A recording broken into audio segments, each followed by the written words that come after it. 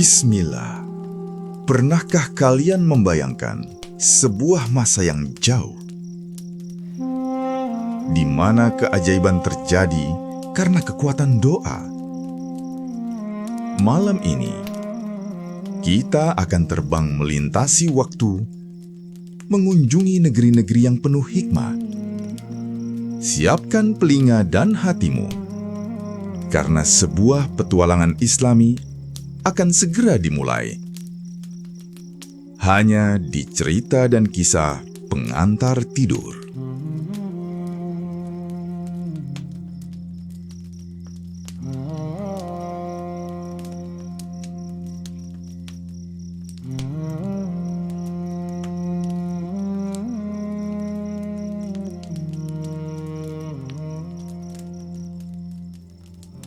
Di sebuah masa yang sangat jauh, ada sebuah kota bernama Efesus.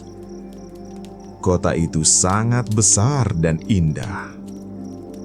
Dinding-dinding bangunannya terbuat dari marmer putih yang berkilau, dan pasar-pasarnya selalu ramai dengan pedagang yang membawa kain sutra serta wangi rempah-rempah yang harum. Namun sayang sekali, di balik keindahan itu ada sesuatu yang hilang. Penduduk di kota itu telah lupa kepada Allah, Sang Pencipta alam semesta. Mereka lebih memilih menyembah patung-patung batu yang tidak bisa bicara dan tidak bisa menolong mereka. Raja yang memimpin kota itu bernama Raja Dikianus. Ia adalah raja yang sangat kuat, tapi hatinya keras seperti batu. Ia memaksa semua orang untuk mengikuti caranya. "Sembahlah apa yang aku sembah," serunya dengan sombong. "Siapapun yang berani menolak akan dihukum." Di tengah kota yang riuh itu, hiduplah beberapa pemuda yang cerdas. Mereka bukan pemuda biasa. Di saat orang lain sibuk berpesta dan menyembah patung, para pemuda ini sering terdiam menatap langit malam. Salah satu dari mereka melihat ke arah bintang-bintang yang berkedip di atas sana. Ia berpikir, bintang-bintang itu begitu teratur. Bulan bersinar dengan lembut dan matahari terbit setiap pagi tanpa pernah terlambat. Pasti ada zat yang maha besar dan maha baik yang mengatur semua ini. Tidak mungkin patung batu yang diam itu yang menciptakan dunia ini. Satu persatu, pemuda lainnya merasakan hal yang sama. Di dalam hati mereka ada sebuah cahaya kecil yang mulai menyala. Cahaya iman. Mereka merasa kesepian di tengah keramaian kota Efesus karena mereka tahu kebenaran yang tidak diketahui orang lain. Malam itu, kota Efesus sangat gelap, hanya diterangi obor-obor di jalanan. Para pemuda ini tidak tahu bahwa sebentar lagi keberanian mereka akan diuji. Mereka tidak tahu bahwa Allah sedang mempersiapkan sebuah petualangan besar yang akan dikenang sepanjang masa. Tapi untuk malam ini, biarlah mereka beristirahat. Angin malam bertiup sepoi-sepoi melewati jendela kamar mereka, membawa ketenangan ke dalam hati mereka yang jujur.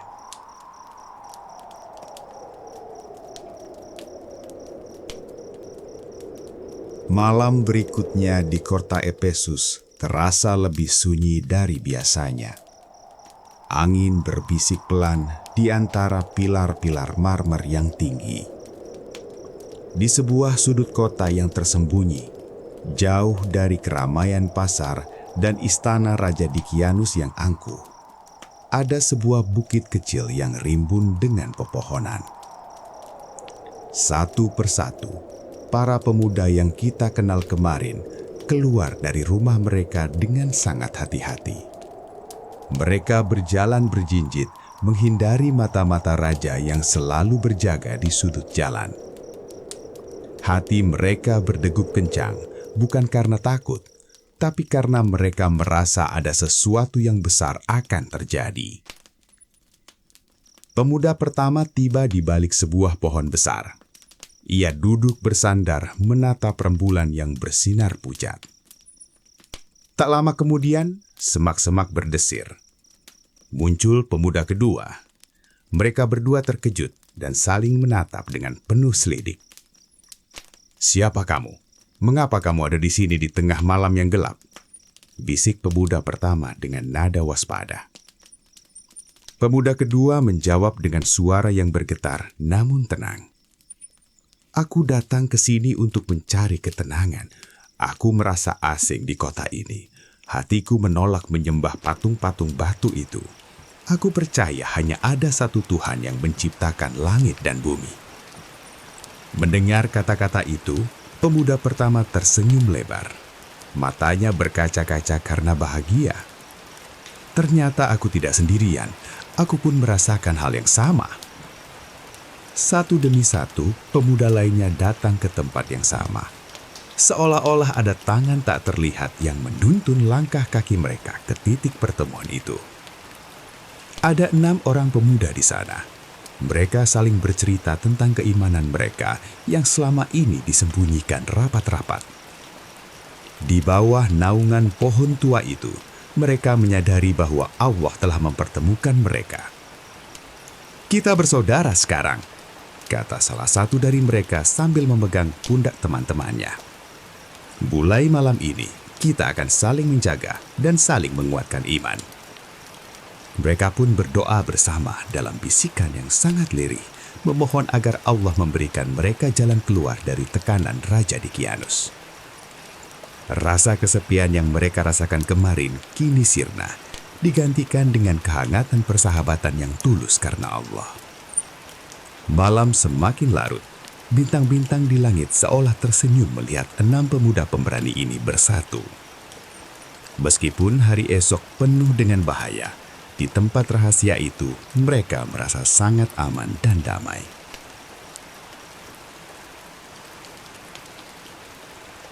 Matahari baru saja terbit di ufuk timur kota Efesus, menyinari menara-menara istana yang megah.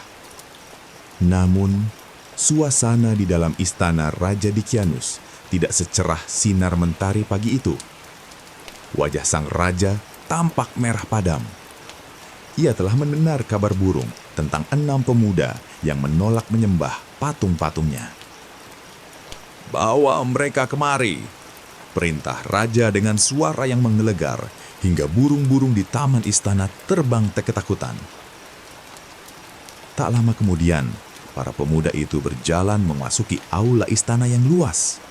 Lantainya terbuat dari batu permata yang licin, dan di sekeliling mereka berdiri prajurit-prajurit dengan pedang yang berkilauan. Siapapun yang berdiri di sana pasti akan merasa gemetar. Raja Dicyanus menatap mereka satu persatu dengan tajam. "Aku dengar kalian tidak lagi bersujud pada Tuhan-Tuhan kita di kota ini. Benarkah itu?" tanya raja dengan nada mengancam. "Ingatlah, siapapun yang membangkang akan menerima hukuman yang sangat berat." Para pemuda itu saling melirik. Di dalam hati, mereka terus berzikir menyebut nama Allah, memohon agar lidah mereka tidak keluh. Salah satu pemuda yang paling bijak melangkah maju. Ia menarik napas panjang, lalu berbicara dengan suara yang sangat tenang dan sopan. Tidak ada nada takut sedikit pun di sana. "Wahai Raja," katanya lembut, "Tuhan kami adalah Tuhan pemilik langit dan bumi. Kami tidak akan menyembah selain Dia. Dia yang menghidupkan dan mematikan. Dialah yang memberi kita nafas setiap hari." Seluruh ruangan seketika menjadi hening. Belum pernah ada yang berani bicara seperti itu di depan Raja Dicyanus. Sang raja terdiam sejenak. Ia sedikit terkejut melihat ketenangan di wajah para pemuda itu. Tidak ada kebencian di mata mereka, hanya ada keyakinan yang sangat dalam. Mungkin karena melihat mereka masih muda dan cerdas, raja tidak langsung menghukum mereka. "Aku akan memberi kalian waktu beberapa hari untuk berpikir ulang," kata raja sambil melambaikan tangan. "Gunakan waktu ini baik-baik. Jika kalian tetap bersikeras, kalian tahu apa yang akan terjadi." Para pemuda itu pun keluar dari istana dengan langkah yang tetap tegak. Mereka tahu waktu yang diberikan raja bukanlah untuk berubah pikiran, melainkan waktu bagi mereka untuk merencanakan langkah selanjutnya. Di luar istana, angin bertiup kencang, seolah-olah sedang memberikan semangat kepada mereka. Malam itu, mereka kembali berkumpul. Mereka tahu bahwa tinggal di kota Efesus tidak lagi aman bagi iman mereka. Sesuatu yang besar harus diputuskan sebelum matahari terbit kembali. Malam itu, bintang-bintang di atas kota Efesus tampak bersembunyi di balik awan hitam, seolah ikut merasakan beratnya hati keenam pemuda itu. Mereka berkumpul kembali di bawah pohon besar yang menjadi saksi bisu janji setia mereka. Waktu yang diberikan Raja Dikianus hampir habis. Besok pagi, mereka harus kembali ke istana. Jika mereka tetap menolak menyembah patung, para prajurit sudah siap dengan rantai dan penjara yang gelap. "Kita tidak bisa tinggal di sini lagi," bisik salah satu pemuda dengan suara yang tenang namun mantap. "Iman kita lebih berharga daripada rumah-rumah mewah yang kita miliki, lebih berharga daripada pakaian indah yang kita kenakan." Teman-temannya mengangguk pelan. Mereka menoleh ke arah kota Efesus yang lampunya berkelap-kelip di kejauhan. Di sana ada keluarga mereka, ada tempat bermain mereka sejak kecil, dan ada bantal empuk tempat mereka tidur setiap malam. Berat sekali rasanya harus meninggalkan itu semua. Namun di dalam hati mereka ada bisikan yang lebih kuat. Allah akan menjagamu. "Mari kita pergi," ajak pemuda yang lain. "Kita cari tempat di mana kita bisa beribadah kepada Allah dengan tenang. Biarlah kita kehilangan dunia, asalkan kita tidak kehilangan Allah." Dengan gerakan yang sangat senyap, mereka mulai mengemas bekal seadanya. Hanya sedikit roti dan air dalam kantong kulit. Mereka tidak membawa emas atau perhiasan, karena mereka tahu bahwa perlindungan Allah adalah kekayaan yang paling utama. Satu persatu mereka mulai berjalan menjauhi gerbang kota. Mereka melewati jalan setapak yang berbatu, mendaki bukit yang terjal, dan menembus kegelapan hutan. Setiap langkah kaki mereka diiringi dengan doa. "Ya Tuhan kami, berikanlah rahmat kepada kami dari sisi-Mu, dan sempurnakanlah bagi kami petunjuk yang lurus dalam urusan kami." Suasana sangat sunyi, hanya terdengar suara jangkrik dan gesekan dedaunan. Sesekali mereka menoleh ke belakang, melihat kota Efesus yang semakin mengecil dan menghilang di balik bukit. Mereka kini adalah pengembara di jalan Allah. Malam semakin larut, dan jalan di depan mereka masih panjang. Namun anehnya, mereka tidak merasa takut. Ada rasa damai yang mengalir di hati mereka, seolah-olah bulan sedang menerangi jalan setapak agar mereka tidak tersandung.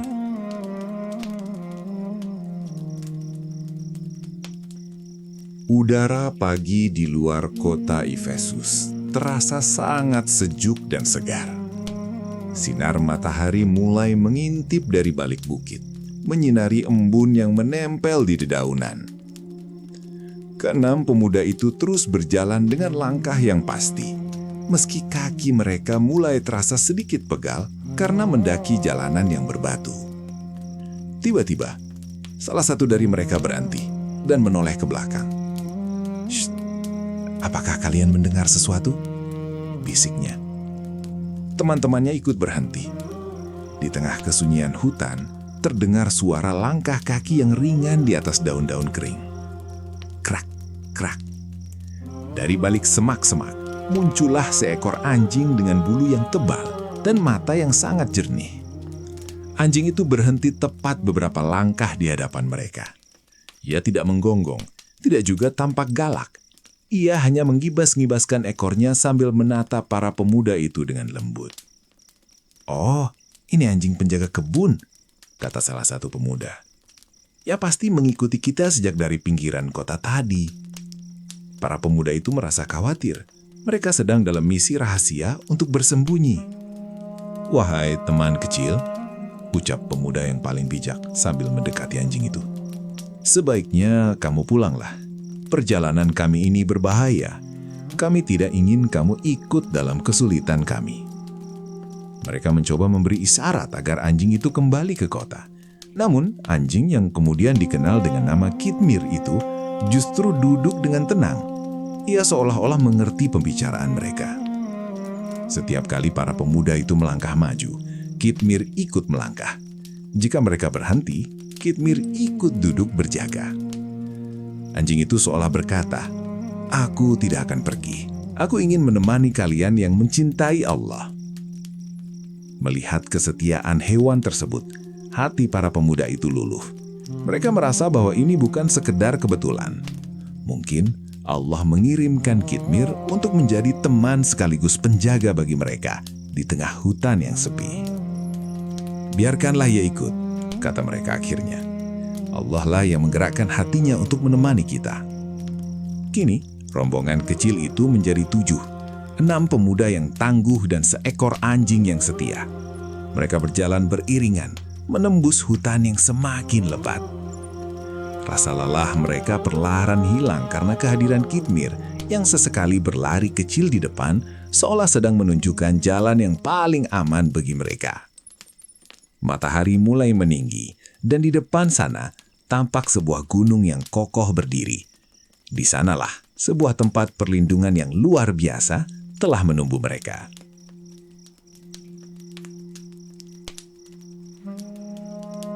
Matahari kini sudah berada tepat di atas kepala, memancarkan sinar yang hangat. Keenam pemuda itu, bersama Khitmir si anjing setia, telah berjalan cukup jauh hingga sampai ke lereng sebuah gunung yang tinggi bernama Gunung Chayun. Napas mereka mulai terengah-engah. Keringat membasahi kening mereka, dan debu jalanan menempel di pakaian indah yang kini mulai kusam. Mereka membutuhkan tempat untuk bersembunyi bukan hanya dari terik matahari, tapi juga dari kejaran prajurit Raja Dicyanus yang mungkin saja sudah mulai mencari mereka. Tiba-tiba, Khitmir berlari kecil ke arah sebuah celah besar di dinding batu gunung tersebut. Ia berdiri di sana sambil menoleh ke arah para pemuda, seolah memanggil mereka. "Lihat, ada sebuah gua di sana," seru salah satu pemuda. Mereka pun mendekat. Gua itu sangat unik. Mulut guanya cukup lebar, namun letaknya tersembunyi di balik lekukan tebing dan pepohonan rimbun. Saat mereka melangkah masuk, udara panas yang menyengat seketika berubah menjadi sejuk dan segar. Ajaibnya, meskipun itu sebuah gua, bagian dalamnya tidak terasa gelap dan pengap. Ada celah-celah kecil di langit-langit gua yang memungkinkan cahaya matahari masuk dengan sangat lembut, memberikan penerangan yang cukup namun tetap temaram dan menenangkan. "Ini adalah tempat yang sempurna," bisik pemuda yang paling tua. "Di sini kita bisa beribadah kepada Allah tanpa perlu merasa takut." Mereka meletakkan kantong roti dan air mereka di atas lantai gua yang bersih. Rasa lelah yang luar biasa tiba-tiba menyerang mereka. Seolah-olah dinding-dinding gua itu memeluk mereka dengan rasa aman. Suasana di dalam sana begitu tenang. Hanya terdengar suara tetesan air yang jatuh perlahan dari langit-langit gua. Tik, tik, tik. Seperti melodi pengantar tidur. Mereka pun duduk melingkar, bersyukur karena telah ditunjukkan tempat seindah dan seaman ini. Mereka tidak tahu bahwa gua ini bukan sekadar tempat bersembunyi biasa, melainkan tempat di mana waktu akan berhenti bagi mereka.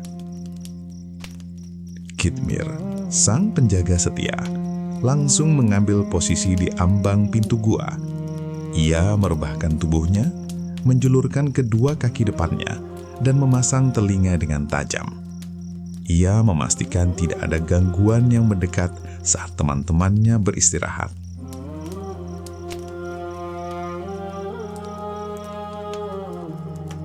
Di dalam gua yang sejuk itu, cahaya matahari yang masuk melalui celah-celah batu mulai meredup, menciptakan suasana yang remang-remang dan sangat tenang. Keenam pemuda itu duduk bersila di atas lantai gua. Rasa kantuk yang sangat berat mulai menyerang mereka, seolah-olah kelopak mata mereka ditarik oleh lembutnya angin gunung. Namun, sebelum mereka membaringkan tubuh, mereka tidak lupa akan tujuan utama mereka. Mereka mengangkat kedua tangan, menengadahkan wajah ke arah langit-langit gua, dan mulai berdoa dengan suara yang sangat lembut, hampir seperti bisikan.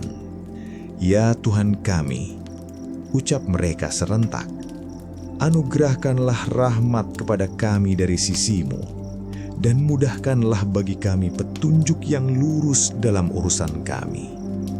Itu adalah doa yang sangat tulus. Mereka tidak meminta harta, tidak juga meminta istana mereka kembali. Mereka hanya meminta kasih sayang atau rahmat dari Allah agar mereka tetap berada di jalan yang benar, meskipun seluruh dunia memusuhi mereka. Seketika setelah doa itu selesai diucapkan, keajaiban pun terjadi. Allah mendatangkan rasa kantuk yang begitu dalam, rasa kantuk yang paling nikmat yang pernah mereka rasakan seumur hidup. Satu persatu, mereka mulai merebahkan tubuh di lantai gua yang terasa selembut kasur sutra. "Mari kita beristirahat sejenak," bisik salah satu dari mereka sambil memejamkan mata. "Besok pagi kita akan bangun dengan semangat baru." Mereka tidak tahu bahwa besok pagi yang mereka maksud akan memakan waktu ratusan tahun. Namun di dalam gua itu tidak ada rasa takut. Hati mereka penuh dengan keyakinan bahwa Allah telah menerima doa mereka. Di luar gua, angin berdesir pelan di antara dedaunan, seolah-olah alam semesta sedang bernyanyi menidurkan mereka. Khidmir, si anjing setia, tetap berjaga di depan pintu. Perlahan ia pun merebahkan kepalanya di atas kedua kaki depannya, ikut terlelap dalam tugas setianya. Sunyi, tenang, dan damai. Seluruh gua itu kini diliputi oleh rahmat Allah yang luar biasa.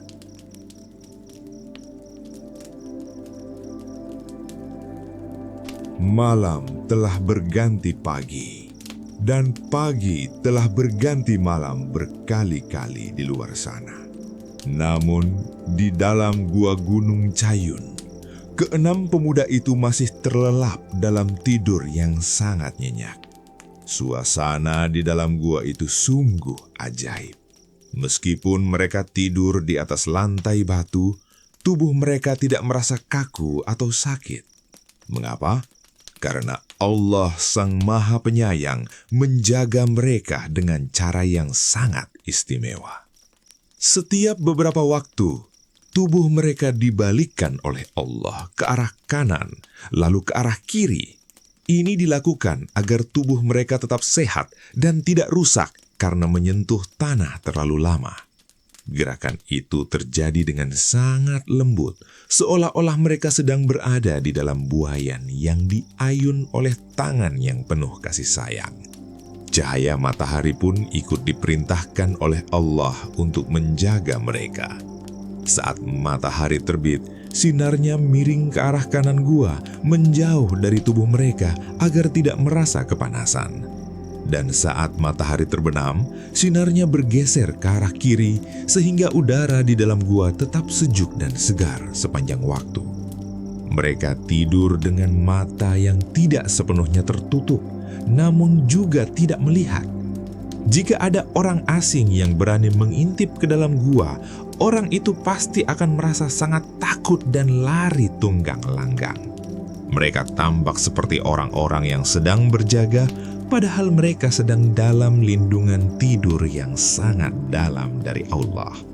Di dalam tidur itu, mereka tidak merasa lapar, mereka tidak merasa haus, mereka juga tidak mendengar suara bising dari dunia luar.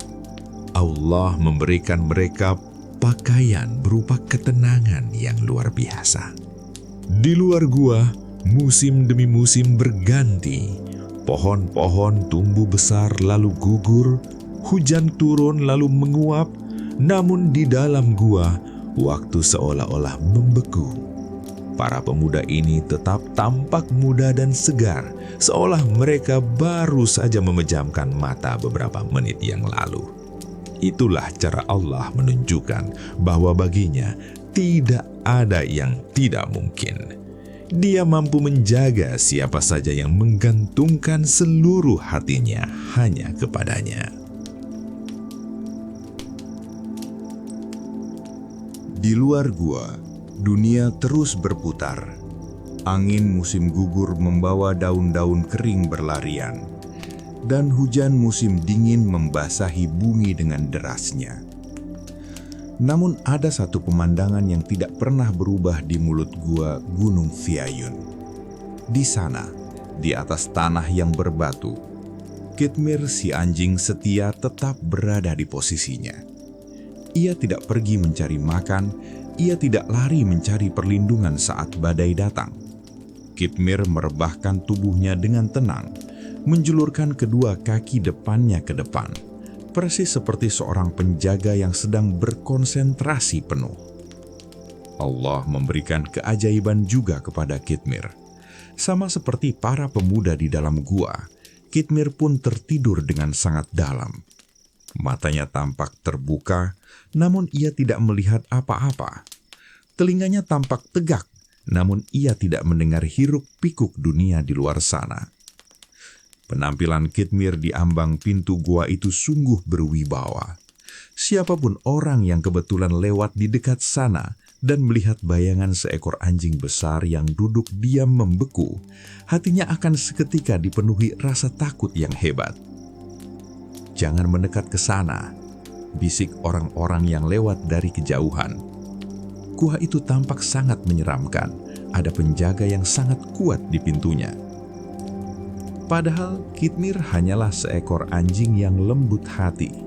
Namun Allah menjadikannya tampak sangat menakutkan bagi orang-orang yang berniat buruk, agar tidak ada satupun manusia yang berani masuk dan mengganggu tidur nyenyak para pemuda beriman itu. Khitmir menjadi saksi bisu betapa waktu terus berjalan. Ia melihat matahari terbit dan tenggelam ribuan kali. Ia melihat burung-burung membuat sarang di pohon-pohon sekitar, lalu anak-anak burung itu terbang dan menua. Namun Khitmir tetap di sana, setia menjalankan tugasnya dari Allah, menjaga teman-temannya yang sedang bermimpi indah. Di ambang pintu itu, Khitmir tampak sangat damai. Ia tidak merasa lapar, tidak merasa haus, dan bulunya tetap bersih meskipun terterpa debu selama ratusan tahun. Inilah bukti bahwa kasih sayang Allah tidak hanya diberikan kepada manusia, tapi juga kepada hewan yang setia dan tulus. Di luar gua Cayun, waktu terus melesat seperti anak panah. 1 tahun berlalu, 10 tahun, 100 tahun, hingga akhirnya genap 309 tahun lamanya. Kota Efesus yang dulunya dipimpin oleh Raja Dikianus yang kejam, kini telah berubah total. Bangunan-bangunan marmer yang dulu megah, kini sudah runtuh dan digantikan oleh bangunan baru yang lebih indah. Pasar-pasarnya masih ramai, Tapi orang-orang yang berjalan di sana mengenakan pakaian yang berbeda, berbicara dengan nada yang lebih ramah, dan memiliki senyum yang lebih tulus. Yang paling ajaib adalah tidak ada lagi patung-patung batu di sudut kota. Nama Raja Dikianus yang dulu ditakuti kini hanya menjadi cerita tua di buku-buku sejarah yang berdebu. Anak-anak di sekolah diceritakan tentang para pemuda yang hilang secara misterius ratusan tahun yang lalu. Penduduk kota Efesus sekarang adalah orang-orang yang beriman. Mereka menyembah Allah dengan tenang di masjid-masjid dan tempat ibadah mereka. Mereka tidak lagi dikejar-kejar atau diancam karena keyakinan mereka. Namun, ada satu hal yang sering mereka perdebatkan. Beberapa orang mulai ragu. Apakah benar manusia bisa dihidupkan kembali setelah mati? Apakah janji Allah itu benar-benar nyata? Allah, Sang Maha Mengetahui, mendengar keraguan itu. Dan Dia memiliki rencana yang luar biasa untuk membuktikannya melalui para pemuda yang masih tidur lelap di dalam gua. Di lereng gunung yang sepi, pepohonan yang dulu kecil kini sudah menjadi raksasa yang rimbun. Semak-semak menutupi jalan setapak menuju gua, seolah-olah alam sengaja menyembunyikan rahasia besar di dalamnya.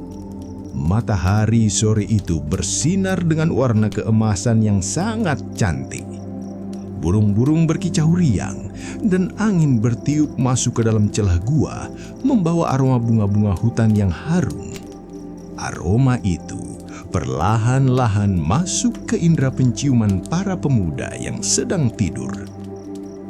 Seolah-olah alarm dari langit telah berbunyi, keajaiban baru akan segera dimulai. Waktu tidur mereka yang sangat panjang hampir berakhir. Dunia yang baru sudah menunggu mereka untuk memberikan kesaksian tentang kebesaran Allah.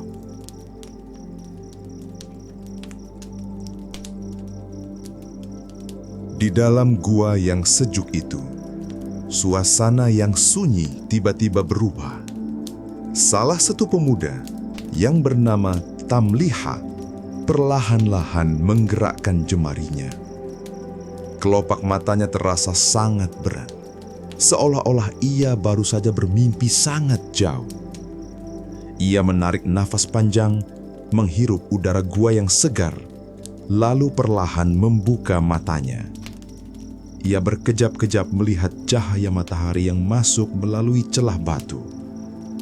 Tamliha duduk sambil memegang kepalanya yang terasa sedikit pening. "Aduh, nyenyak sekali tidurku," bisiknya pelan. Suara bisikannya membangunkan teman-temannya yang lain. Satu persatu, keenam pemuda itu mulai duduk dan meregangkan tubuh mereka.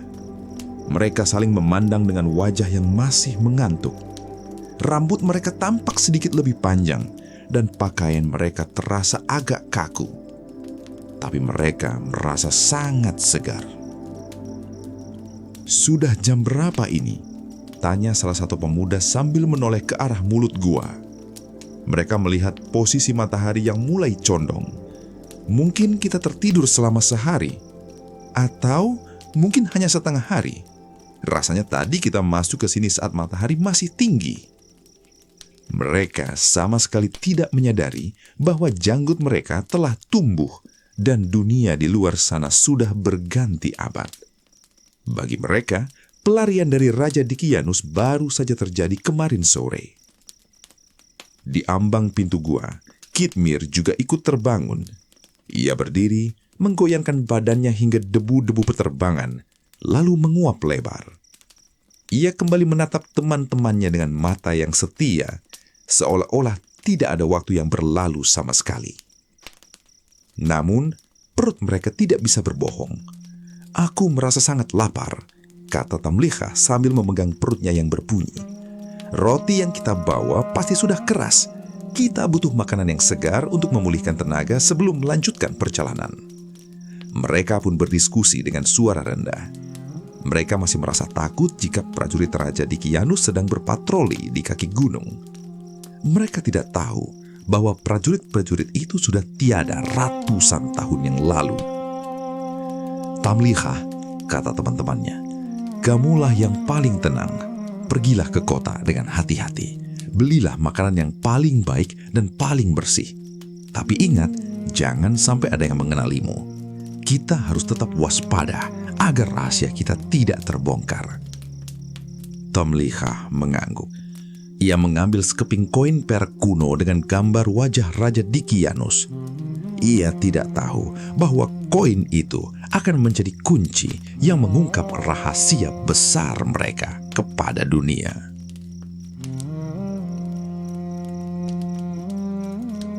Tamliha melangkah keluar dari kegelapan gua dengan sangat hati-hati. Ia menoleh ke kanan dan ke kiri, memastikan tidak ada prajurit Raja Dikianus yang bersembunyi di balik semak-semak. Kitmir, si anjing setia, menatapnya dari ambang pintu seolah ingin berkata, "Hati-hati temanku." Saat mulai menuruni lereng gunung, Tamliha merasa ada yang aneh. Jalan setapak yang dulu ia lalui kini sudah tertutup rumput tebal. Pohon-pohon kecil yang ia ingat kemarin sekarang sudah menjadi pohon raksasa yang sangat tinggi. "Mungkin aku salah jalan," gumamnya dalam hati. Namun kejutan yang sebenarnya terjadi saat ia sampai di gerbang kota. Tamliha tertegun. Ia menggosok-gosok matanya berkali-kali. Kota Efesus yang ia kenal kemarin telah berubah total. Tembok kota yang dulu kusam kini tampak lebih kokoh. Pakaian orang-orang yang berlalu lalang terlihat sangat berbeda. Warnanya lebih cerah dan modelnya asing baginya. Tapi yang paling membuatnya terkejut adalah saat ia melewati gerbang utama. Di atas gerbang itu, ia tidak lagi melihat lambang Raja Dikianus yang sombong. Sebagai gantinya, ia melihat kalimat-kalimat indah yang memuji Allah. "Subhanallah," bisik Tamliha. "Apakah aku sedang bermimpi? Apakah aku sudah sampai di surga?" Ia berjalan menyusuri pasar dengan perasaan bingung. Orang-orang memperhatikannya karena pakaiannya yang tampak sangat kuno, tetapi mereka tidak tampak jahat. Wajah mereka terlihat damai dan bersahabat. Karena perutnya sudah sangat lapar, ia pun menghampiri seorang penjual roti. Bahu roti yang baru matang itu sangat harum, membuat liurnya hambih menetes. "Wahai tuan penjual roti," kata Tamliha dengan sopan, "berikanlah aku beberapa potong roti yang paling baik. Ini pembayarannya." Tamliha merogoh sakunya dan mengeluarkan sekeping koin perak yang besar. Koin itu berat, berkilau, namun bentuknya sangat aneh bagi si penjual roti. Saat koin itu berpindah tangan, si penjual roti tiba-tiba berhenti bergerak. Ia menatap koin itu dengan mata terbelalak, lalu menatap Tamliha dengan penuh tanda tanya. Suasana pasar yang tadinya ramai tiba-tiba menjadi sunyi di sekitar mereka. Tamliha mulai merasa gugup. Apakah aku akan ditangkap? Pikirnya cemas. Ia belum tahu bahwa koin kecil di tangannya itu adalah bukti dari sebuah perjalanan melintasi waktu selama ratusan tahun.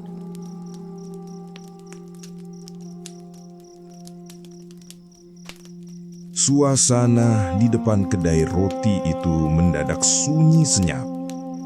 Penjual roti itu membolak-balik koin perak besar di tangannya dengan mata terbelalak.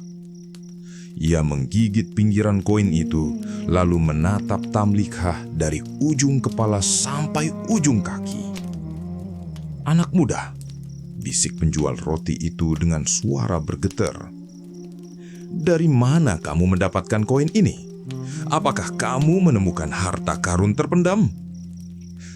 Tamliha mulai merasa jantungnya berdegup kencang. Ia mengira ia akan ditangkap oleh mata-mata Raja Dikianus. "Tidak, Tuan," jawab Tamliha gugup. "Itu adalah uangku sendiri. Aku baru saja mendapatkannya kemarin." Kemarin, seru penjual roti itu hingga orang-orang di pasar mulai menoleh. Koin ini bergambar wajah Raja Dikianus. Raja itu sudah meninggal lebih dari 300 tahun yang lalu. Koin ini sangat kuno, tidak ada lagi orang yang menggunakannya untuk membeli roti. Tamlikha merasa dunianya berputar. 300 tahun, pikirnya. Bagaimana mungkin? Aku baru saja tertidur semalam di dalam goa bersama teman-temanku. Orang-orang di pasar mulai berkerumun. Mereka melihat pakaian Tamlikha yang modelnya sangat tua. Kainnya yang tebal namun tampak kusam oleh debu berabad-abad. Mereka tidak melihat Tamlikha sebagai pencuri, melainkan dengan tatapan penuh kekaguman dan keheranan. "Lihat wajahnya," bisik seorang kakek tua di kerumunan itu. Wajahnya tampak bersinar dan ia berbicara dengan dialek bahasa yang sudah sangat lama tidak kita dengar. Berita tentang pemida dengan koin kuno menyebar secepat angin. Tak lama kemudian, para pengawal kota datang. Namun mereka tidak membawa pedang yang terhunus. Mereka datang dengan sangat sopan dan mengajak Tamlikha untuk bertemu dengan pemimpin kota. Tamlikha yang merasa bingung dan takut hanya bisa berdoa dalam hati, "Ya Allah, lindungilah aku dan teman-temanku di dalam goa." Sepanjang jalan menuju istana, Tamlikha melihat hal-hal yang tidak pernah ia bayangkan. Ia melihat orang-orang yang saling menyapa dengan salam. Ia melihat anak-anak kecil yang belajar mengaji di teras rumah. Dan ia melihat kebebasan yang dulu hanya ia impikan. Ia menyadari satu hal yang luar biasa. Allah telah memenangkan keimanan mereka. Musuh-musuh mereka telah tiada. Dan negeri ini telah menjadi negeri yang mencintai Allah. Koin perak di tangannya bukan lagi sekedar alat tukar, melainkan bukti nyata bahwa janji Allah tentang kehidupan kembali itu benar adanya. Tamlikha berjalan memasuki aula istana dengan perasaan campur aduk. Namun, ia terkejut saat melihat siapa yang menunggunya di sana. Bukan raja yang kejam dengan wajah yang menakutkan, melainkan seorang raja yang wajahnya tampak teduh, sedang duduk bersama para ulama dan penduduk kota. Raja itu berdiri saat melihat Tamlikha. Ia tidak meminta Tamlikha untuk bersujud, melainkan menyambutnya dengan pelukan yang hangat. "Wahai anak muda," kata raja dengan suara lembut, "ceritakanlah kepada kami, siapakah kamu sebenarnya?" Seluruh kota sedang membicarakan koin kuno yang kamu bawa. Dengan suara yang tenang namun masih sedikit gemetar karena tidak percaya, Tamlikha bercerita. Ia menceritakan bagaimana ia dan teman-temannya melarikan diri dari kekejaman Raja Dikianus karena ingin menjaga iman mereka kepada Allah.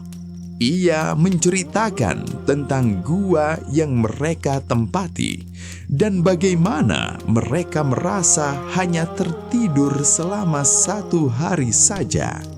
Mendengar cerita itu, air mata sang raja jatuh membasahi pipinya. Orang-orang di dalam istana pun mulai menangis haru. Mereka teringat akan legenda para pemuda gua yang sering diceritakan oleh nenek moyang mereka. "Subhanallah," seru sang raja. "Kalian adalah bukti hidup yang selama ini kami cari. Di zaman ini, ada beberapa orang yang mulai ragu apakah Allah benar-benar bisa menghidupkan kembali manusia setelah kematian. Dan hari ini, Allah mengirimkan kalian untuk menjawab keraguan itu." Raja dan seluruh penduduk kota menyadari bahwa Tamlikha dan teman-temannya telah tidur selama 309 tahun di bawah perlindungan Allah. "Bawa kami ke gua itu," pinta sang raja. "Kami ingin melihat teman-temanmu. Kami ingin menyaksikan sendiri keajaiban Allah yang agung ini." Tamlikha setuju. Ia merasa rindu ingin segera kembali ke gua dan memberitahu teman-temannya bahwa mereka tidak perlu takut lagi. Dunia sudah berubah menjadi tempat yang indah bagi orang-orang yang beriman. Rombongan besar yang terdiri dari raja, para pengawal, dan penduduk kota mulai mendaki gunung menuju gua. Di sana, di ambang pintu, Kitmir masih setia menunggu. Sementara para pemuda lainnya di dalam gua sedang merasa cemas menunggu kepulangan Tamlikha. Mereka belum tahu bahwa kepulangan Tamlikha kali ini akan membawa akhir yang sangat damai bagi kisah mereka.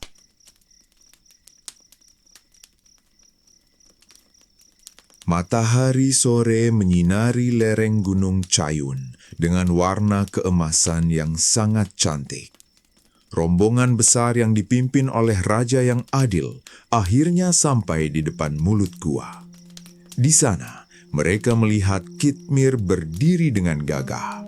Namun kali ini, ekornya bergoyang senang melihat Tamlikha datang membawa banyak orang baik.